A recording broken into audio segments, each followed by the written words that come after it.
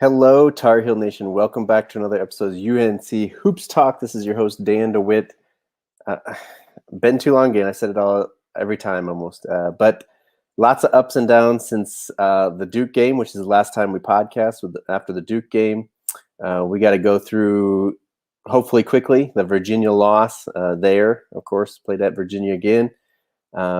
We switched up Miami with Northeastern, took care of business there as we should have. We played, not even blanking, we beat them so bad. Louisville on Saturday, blew them out of the building. What in the world is going on in a good way with our guys there? We're going to talk through all of that, but before we jump in, thanks for being here. Thanks for listening, watching, however you're taking in the podcast. Appreciate it. I just ask that you would subscribe wherever you are, and then share with a UNC fan, with your family that also maybe doesn't know about the podcast yet. Let's keep uniting Tar Heel Nation through this podcast, and let's go on a little run here and go for a ride here at the end of this regular season and into March Madness and into the tournament here in this crazy year. And we know we all could use it. So with that being said, let's jump on in. We got to start with it, even though I know we don't really want to talk about it. I don't want to relive it. The Virginia game ended up with a 60-48 loss for our Tar Heels. First time since 1961 that we had a game earlier this year where no starters scored in double figures.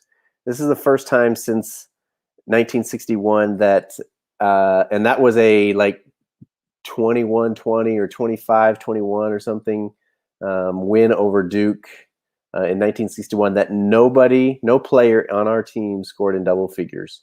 We were led by Walker Kessler with 9 points. We had Baycott with 7 points, 10 rebounds. Garrison 5 and 6. Leakey did not score. Caleb Love 4 points, 5 rebounds, 3 assists. Kerwin Walton hit a couple threes, had 8 points. Sharp had 6 points, 7 rebounds. RJ 6 points. And yeah, like I said, we were led by Walker Kessler with 9 points. Nobody in double figures. We shot 35% from the field for the game, 13% from the 3-point line, 2 for 16 from the 3-point line, both by Kerwin, and 50% from the free throw line. I don't know what else to say, but I mean, it's the way Virginia plays. Obviously, we out-rebounded them 41-34. Offensive rebounds were 12-6 in our favor. They just get us out of our style of play. Didn't have the shooting that we needed. Didn't have the energy that we need in this game. But yeah, I mean, it is what it is. We're not going to talk about that anymore. We lost that game. Would have been a big one for us. Especially now as we see Duke kind of turning it around, beating Virginia this past weekend. Of course, that was at their place, not at Virginia, but good game there, and Duke got the win. But the thing is, too, I think we match up better with Duke than Virginia does. Virginia and Duke want to do similar things, but Duke has a little bit more scoring power, and that kind of showed there. Virginia guys a little more efficient than Duke's, I think, although they played really well. And since the loss of Jalen Johnson, they're playing better. But this is not a Duke podcast. We're not going to get into that. We'll talk about that more as we preview Duke. But I think there's a little bit of difference there. Duke will run with us, but yet we can pound it inside so much, as opposed to, Virginia, who won't run with us, has better defense, more efficient shooting, just kind of gets us out of what we want to do. Duke tries to do what we do, but we can just punish them somewhat. Obviously, getting Matthew hurt in foul trouble too. But again, that's Duke. We'll talk about that later as we preview Duke in the next podcast. Well, that's the Virginia game. It got some valuable minutes for Walker Kessler. I think it got RJ made a couple of shots, which helped a little bit because he's been struggling. And then the whole thing with Miami happened. We talked about that in the last podcast, I believe. Miami just wouldn't play us. We did get that game switched up. We actually tweeted it out like, hey, we need a game. So it was comical. But we did get Northeastern come down and play us. And you're like, who the heck is Northeastern and stuff? But they actually aren't bad. They're a pretty decent team for their level. Their net isn't bad. Their RPI, whatever their metrics for them aren't bad. So it's like not a bad game for us to take. Plus one we thought we should win, and we do. We come up with a 20-point win, 82-62. Get that scoring back up, get guys confidence back up, that kind of stuff. So good game in that sense. Led by Sharp.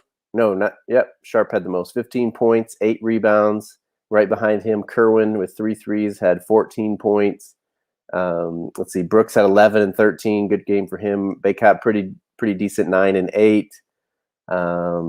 Let's see here. What else we got? Kessler again followed it up with a 10-point win, 10-point game, 7 rebounds as well, a couple assists for him.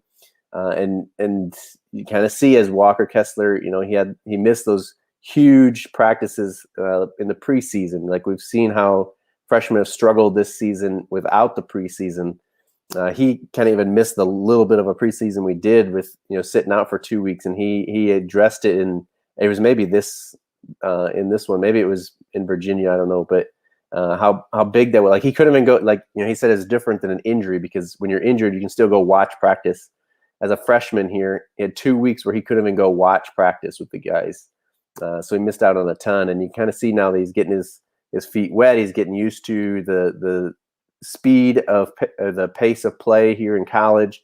That he's doing kind of what he was brought in to do. Playtech also had 9 points in this game. And yeah, I think biggest thing is just kind of, and the guys even talked about it in post game too, is keeping the rust off, just staying in a rhythm of playing games, couple practices, getting a game. I know Roy talked about that as well, making sure we don't get rusty, and also confidence in this one. So yeah, we out rebounded 48-33 again, 17 offensive board, all the stuff we kind of expected. We shot 5 for 17 from 3. We had just 10 turnovers, kind of all the things you expect when you play a lesser opponent. But again, this is so important for especially our young guys here as we get into the stretch. And obviously Roy knows that. That's why he's scheduling these games as other games are getting postponed and people won't play us or can't play us.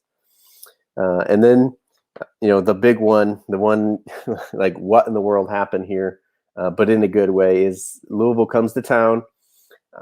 Give them credit. They probably could have got out of playing that game, coming off a pause, not a lot of practices, getting guys, not knowing who's going to play, getting some guys back. And I mean, for a while, I didn't think this game was going to happen. The way it just sounded is like, but again, give Chris Mack, give Louisville credit for coming to Chapel Hill, playing this game, but pretty much a sacrificial lamb here. 99 to 54 win for the Tar Heels. Just, I mean, again, confidence was flowing. Again, you gotta wonder a little bit, is it fool's gold in that, Louisville coming off of that break, not having legs, not, just not being in rhythm, like we talked about with us staying in a rhythm, them just having no rhythm and, all that stuff. Does this give us almost too much confidence to where like, okay, we figured it out now, and now we go lay an egg? Hopefully not. But you can see the guys just having fun. Everybody producing a lot of fun there. Led by Dayron Sharp again, 21 points, 11 rebounds. It was crazy. He had 21 points, 11 rebounds in 17 minutes, 18 minutes. This gives him on the stat sheet here. Kerwin Walton, 5 for 7 from 3. 7 for 10 overall, just knocking down everything he's seeing. 19 points for him, 4 assists as well. Baycott, 14 points, 9 rebounds. Garrison Brooks, 12 points, just 4 rebounds for him. Could do better there, but Caleb Love, only 9 points. Too many turnovers with 4 there, but still shot 4 for 8 overall, hit a 3. Kessler, 10 points again, so back-to-back double-figure games for him. He, again, played really well, 3 assists, a couple of those really nice assists, interior passes there in just 12 minutes as well. RJ knocked down a couple of threes. Like I said, him getting his confidence back is still big for us. Anthony Harris, couple of baskets. And obviously we would like to score over 100, but we'll take it at this point. Shot 8 for 18 over for 3. So that was good. Our free throws are kind of the bad part there, 7 for 18 overall. The good thing I think about this, we shoot a really poor free throw percentage, but I feel like I've seen the stat, like in clutch free throws, we're still actually pretty good. I feel confident that RJ, that Caleb will step up there. We've seen Leaky in the Duke game knock down some big ones. Like when they really matter, we do knock them down. That's not to say we shouldn't knock them down anyway. We were 2 for 10 in the first half from the free throw line. Like that's pitiful. But I do have confidence that we can knock them down when they're close. So I guess there's that. We shot 61% overall, 44% from three. And again, we just completely annihilated them. All four big guys, Baycott, Brooks, Kessler, and Sharp, all in double figures. First time that's happened. Set like a school, I think it was just school record, maybe ACC record of 71 points from freshmen, highest this year from any team as well. And the numbers were crazy. And we looked like North Carolina basketball again. We looked like we were playing North Carolina basketball. We had, fast breaks going. We had, alley-oops. We had an alley-oop to Kessler. We had an alley-oop to Sharp where he, teabagged the guy pretty much. And, Caleb got the steal right at half and threw down that big dunk. And, it just looked like Carolina basketball again. And my only concern, like I said before, is this fool's gold? Do we get too kind of high on ourselves and feel like we get it figured out, and now we go and lay an egg? And it's something we can't let happen, obviously. And speaking of laying an egg, the next chance we got is Wednesday. Marquette is coming to Chapel Hill. So we had the BC game that was supposed to be Tuesday, get postponed even before we played this weekend. So we knew that one wasn't going to happen. They had time. They got Marquette to come. A little bit bigger name than Northeastern, obviously. This could be a decent game, again, especially if we don't come out and play. If we play like we did against Louisville and it wasn't just, their whole thing, like, yeah, we're going to beat them. But there's a chance that this is a tight game and a good game. Again, it'll help us with all the analytics and stuff if we can get this win at home. And obviously, we knew Roy wanted to keep playing at home here, and we actually get, we played Northeastern, we played Louisville at home. So those two, but then now we got 4 games left on the schedule, and 3 out of 4 are at home. So, we've still got a tough schedule coming up, but at least a lot of them are at home. So, yeah, like I said, we got Marquette on Wednesday. That is a 7 p.m. Eastern tip on ESPN2. Again, I feel like that could be a good game. It's one I think we can win, should win. Again, it comes down to how we show up, how we shoot the ball. We know that.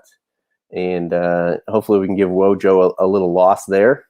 Then Saturday, we have Florida State coming to town. That was a 4 p.m. Eastern tip on ESPN. And, we'll see. Again, it's going to depend. Now, the one thing I'll say is Florida State has only played like 3 road games, and they haven't looked spectacular. I believe they had a tough time with Georgia Tech on the road. They lost to Clemson. That was like around Christmas when Clemson was playing really well, though. And then there was somebody else that they just kind of struggled with on the road. I don't remember who it is, but not a lot of road games. So we'll see with them coming to Chapel Hill. Obviously, seeing that Carolina Blue, they'll probably shoot the ball really well. We've seen, how they demolished State by shooting the outside ball. Virginia, they really took care of them. I think it was this last weekend or this last week at some point. So they can really shoot the ball. They got length. They're athletic. We know all these things about Florida State because it's always the case with Florida State. So that'll be an interesting one to see. I don't want to, they could be favored at Chapel Hill in that one. Could be close to a pick 'em there, depending how we look against Marquette. And then we go to Syracuse in a quick turnaround. So we play Florida State Saturday. Monday, we go to Syracuse to play them. That's a 7 p.m. Eastern tip on ESPN as well. And, Syracuse is fighting for their bubble life. So that's going to be an interesting one. We know, we've kind of figured out that zone a little bit. If our big guys are playing like they are, we saw Baycott hit a jumper, 18-foot jumper or so. If we can get Kerwin looks against the zone that he needs, move the ball around, get the big guys involved, we should be able to beat them as we did before. But don't count them out as well, especially if they get the wins they need leading up to that one. And they're looking at the bubble, and we could be a quad one win for them or something like that. They could really give us some trouble there. And so we got those 3 games coming up, and then we finish the season, of course, with Duke at home. We'll talk about that one in the next podcast as we preview that and look ahead to the ACC tournament if we have it. There's, of course, been a lot of talk about whether conference tournaments should be played, and all that stuff. And to me, obviously, it'd be fun. That's an awesome week. We have ACC, or not just ACC, but conference tournaments, and mid majors are fighting for their lives, and you start to get March Madness with the buzzer beaters, and you just kind of get that vibe going. So I hate to lose that, but at the same time, I feel like it would kind of be the smart thing to do if we're not moving back the NCAA tournament to where people, if they get COVID or have to be on a pause, they get that 2 weeks to still play in the NCAA tournament. Like, if you're not giving them that, it's smart to not play these conference tournaments. But as far as we know, teams or conferences are still going to go ahead with them. It's interesting.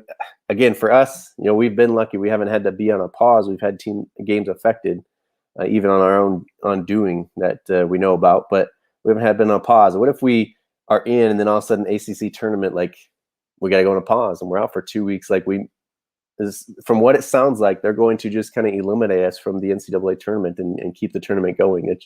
That is just heart-wrenching for a team. Think about if it's Gonzaga, who's undefeated going into it. They play in the WCC tournament, which, why do they need to? They're number one overall undefeated team. Like, what is the WCC tournament going to do to them or add to their resume or anything like that?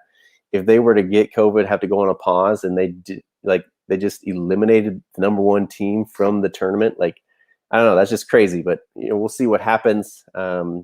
It could obviously go conference to conference, but right now sounds like we'll play the ACC tournament. But again, we'll talk about that one more in the next podcast. We know things are evolving week by week, day by day, and even hour by hour. So we'll get into that one later. Right now, we got those 3 games coming up before the next podcast here at the beginning of March, and we'll be into March Madness. That's crazy to think. I know this season's been a little bit shorter, but it just seems like it's flown by as well. And potentially could be a really exciting one for the Tar Heels as we go. So, that's about all I got here as we looked through Virginia and Northeastern and Louisville games. We look ahead to Marquette, Syracuse, and Florida State games. But stay tuned here for all the Carolina, the UNC Hoops news and stats and all that stuff. Glad you guys are listening. Again, share it with all your Tar Heel friends and family. That is all we got from here. I am your host, Dan DeWitt. Thanks for watching, for listening, and go subscribe. And until next time, go Heels.